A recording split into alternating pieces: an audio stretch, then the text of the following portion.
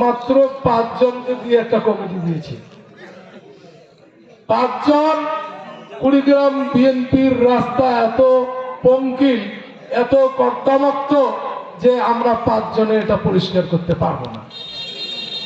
সেজন্য আপনারা যারা নেতা এবং যারা কর্মী আছেন প্রত্যেককেই আমাদের সাথে কাজ করতে হবে, না হলে সম্ভব নয়। আপনারা কি বলেন? সম্ভব? সম্ভব নয়। সে কারণে বলতে চাই যে আপনারা আমাদেরকে সহযোগিতার হাত বাড়িয়ে দিন।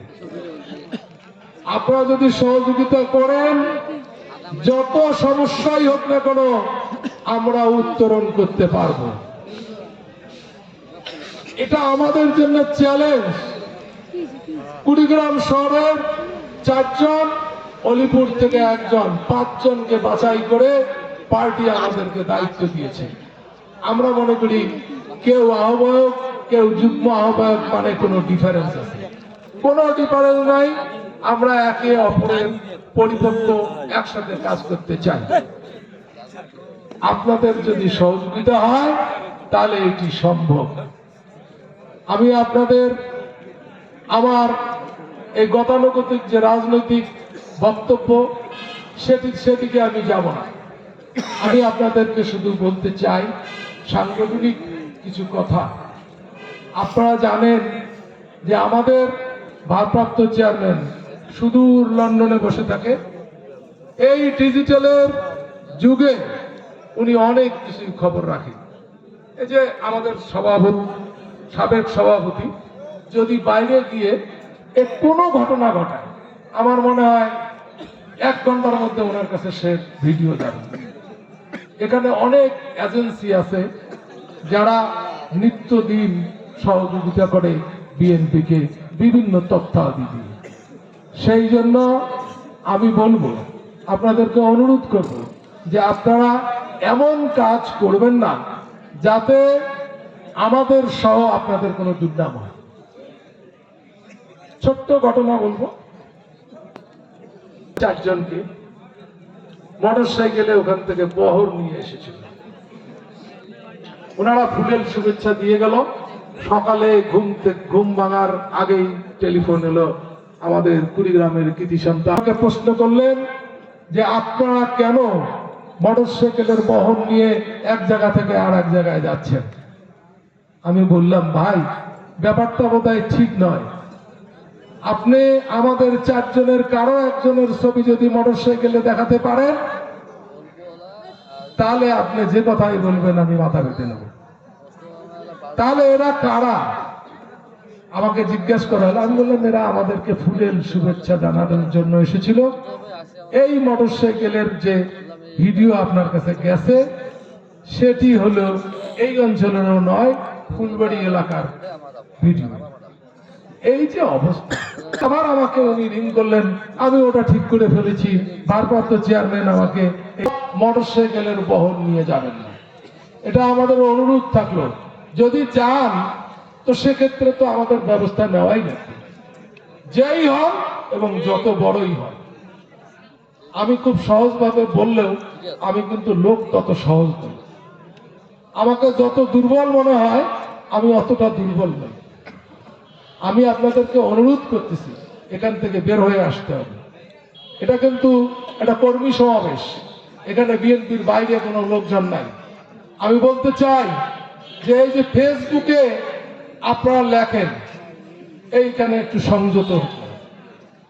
আমাকে আপনাদের পছন্দ নাও হতে পারে, কিন্তু দয়া করে উপজেলা থেকে জেলা পর্যন্ত কোন নেতৃবৃন্দের বিরুদ্ধে আপনারা ফেসবুকে কোনো কুমন্তব্য করবেন না।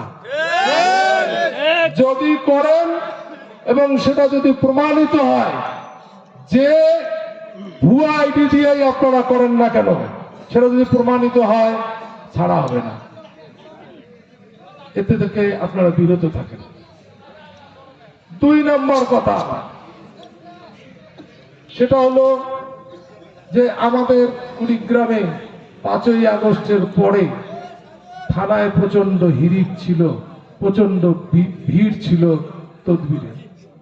বিভিন্ন থানায় আমাদের কাছে খবর আসতো নেতৃবৃন্দকে আমি অনুরোধ করব, আপনারা কেউ থানায় যাবেন না।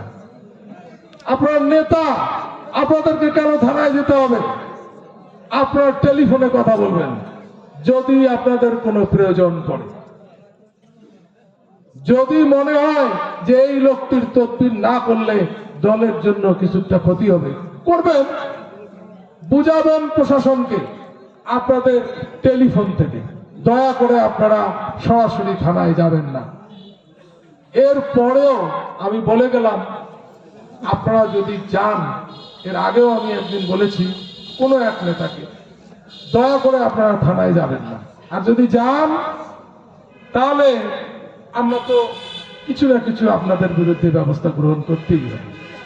মাফ করবেন আমাকে, আমি খুব রূঢ় ভাষায় কথা বললাম। এর জন্য, এটা আমার জন্য না, এটা আমার কোনো প্রয়োজনে নয়।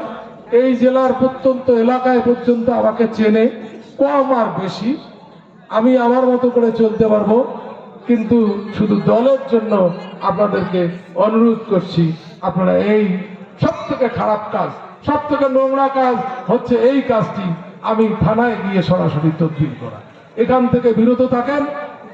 আপনারা সবাই একসাথে হয়েছেন, একসাথে আরো সুদৃঢ় করেন আপনাদের জয়যাত্রা। আমার মনে হয় আমরা সুফল বয়ে আনব। এবং আপনারা মানুষের কাছে যান, আমাদের কথা তুলে ধরেন, আমাদের কথা বলেন, সমস্ত আমাদের পার্টির কথা বলেন সাধারণ মানুষের কাছে। মানুষ কিন্তু সহসাই আপনাদেরকে গিলবে। নেতা হওয়ার সুন্দর পথ হচ্ছে ধানের শীষ মার্কার পক্ষে কথা বলা, ঠিক কিনা? তাহলে আমরা সেই পথ কেন ধরব না? আসেন সবাই মিলে, শুধু আমাদের দায়িত্ব না, আপনাদেরও দায়িত্ব। মানুষের কাছে যান, মানুষকে আপনারা বলেন, ইনশাল্লাহ আপনারা নেতা হবেন।